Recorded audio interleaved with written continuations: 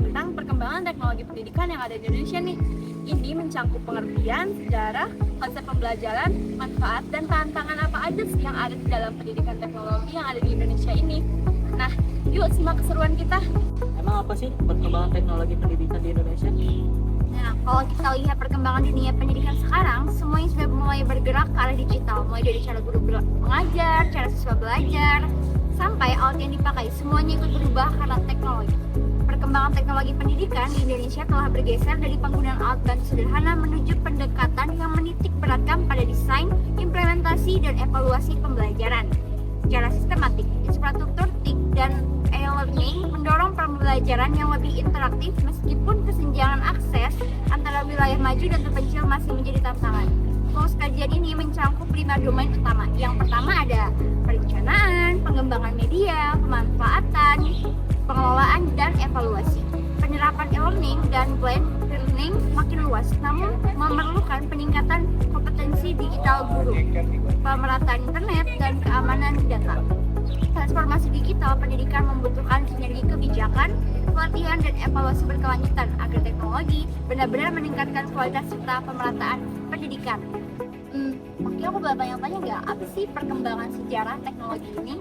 Nah, sejarah perkembangan teknologi pendidikan di Indonesia bergerak dari media sederhana menuju perangkat digital modern.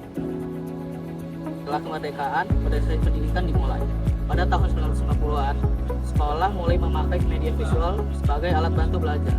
Kemudian pada tahun 1980-an, SD dan SMP mulai memakai komputer sebagai bahan untuk pengolahan data dan pembelajaran digital.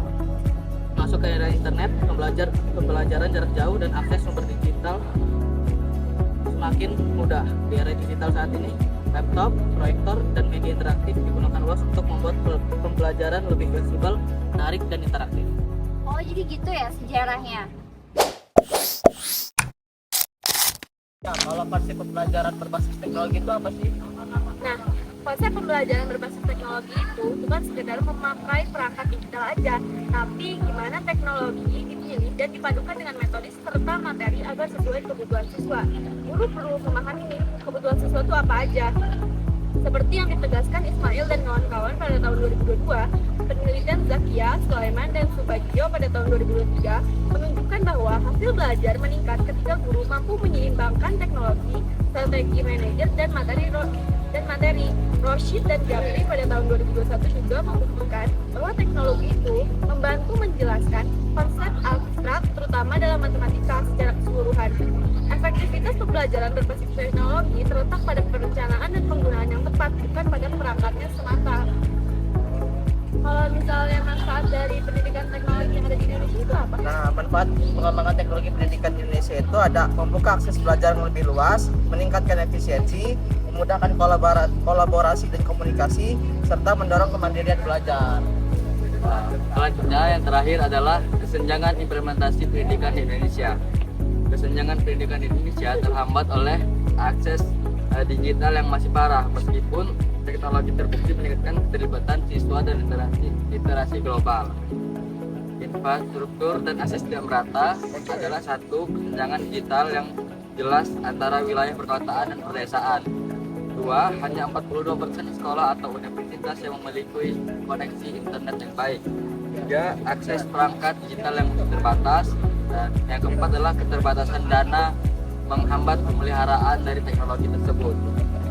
Selanjutnya adalah dari kesiapan guru tersebut. 62% pendidik khawatir tentang akses pelatihan profesional yang terbatas. 58% pendidik merasa kewalahan dengan kemajuan teknologi yang cepat, menunjukkan perlunya pelatihan komprehensif dan keberlanjutan. Terakhir adalah pelokalan konten. Keragaman budaya dan bahasa memperburuk kesenjangan. Kekurangan konten digital yang dilokalkan dalam bahasa daerah menjadi penghalang aktivitas. Nah, jadi kesimpulan yang bisa kita ambil dari pemaparan materi teman-teman tadi yaitu perkembangan teknologi pendidikan di Indonesia menunjukkan pergeseran dari penggunaan media konvensional menuju sistem digital yang terintegrasi untuk meningkatkan kualitas pembelajaran.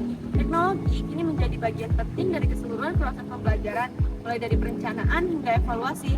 Secara historis, perkembangan dimulai dari media visual tahun 1950-an, komputer pada 1980-an, hingga transformasi digital setelah hadirnya internet. Yang kemudian memungkinkan model e-learning dan blended learning. Keberhasilan pemanfaatan teknologi sangat bergantung pada kemampuan pendidikan dalam memilih dan mengadaptasi media digital sesuai kebutuhan peserta didik.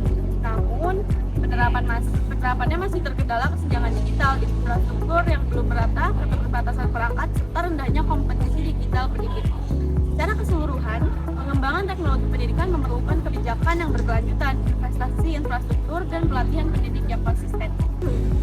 Sekian pemaparan materi dari kelompok kami. Terima kasih untuk teman-teman yang sudah menyimak dan menonton. Wassalamualaikum warahmatullahi wabarakatuh. Bye-bye. Behind the scene. Apa sih perkembangan teknologi di Indonesia itu? Pendekatan yang lebih salah, maaf.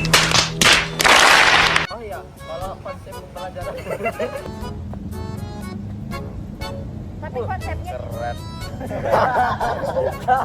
siap. 1, 2, 3. Kan gini. Iya, kurang. Satu. Dan pemaparan materi dari kelompok kami. Aturan lu ngomong juga nih biar gua kayak gitu. Oh iya. Juga Islam lah ngomong juga. Ya mereka wassalamualaikum warahmatullahi. Apa nih? Apa nih? Langsung aja ya. 1, 2, 3. Dari saya, terima kasih. Assalamualaikum warahmatullahi wabarakatuh.